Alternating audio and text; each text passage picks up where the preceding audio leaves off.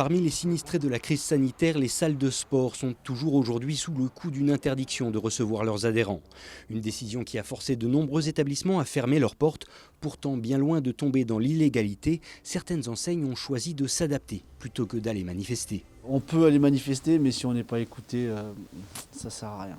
Je pense qu'il faut mieux patienter, serrer les coudes et puis essayer de penser à l'avenir et d'anticiper la future ouverture. Nos clients qui sont sympas, solidaires, donc les aides plus la solidarité permet de pérenniser la structure. Au jour d'aujourd'hui, on prête du matériel.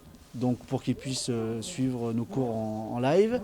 Il y aura des reports d'abonnement, il y aura des gratuités sur les autres activités comme le squash ou la balnéo. Donc bien sûr, ils nous ont accompagnés, aidés, on va leur offrir dès l'ouverture, dès qu'on le pourra. Avec moins 25% d'adhérents depuis octobre, chez Magic Fitness, on a donc d'abord choisi de fidéliser sa clientèle. Mais pour certains, la poursuite de l'activité passe davantage par un changement de stratégie, et notamment via l'accueil d'un public plus spécifique. Alors la salle elle ouvre pour un public qui est prévu à cet effet, c'est-à-dire toutes les personnes qui ont des brevets d'État, toutes les personnes qui sont là pour développer leur qualité opérationnelle, donc gendarmerie, pompiers, tous ces corps de métier, toute la partie sportive de haut niveau également.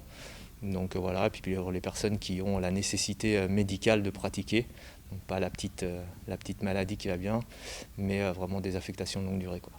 L'idée c'est tout simplement qu'effectivement je pense qu'on a des choses à maîtriser à notre niveau et que simplement aller marcher dans la rue ça ne va pas changer ce qui se passe en haut.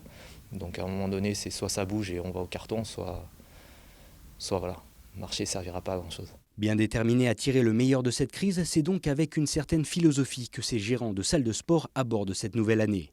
Un état d'esprit positif et ambitieux, propre aux sportifs et qui pourrait donc permettre, à terme, de tirer son épingle du jeu dans un contexte bien compliqué pour cette filière.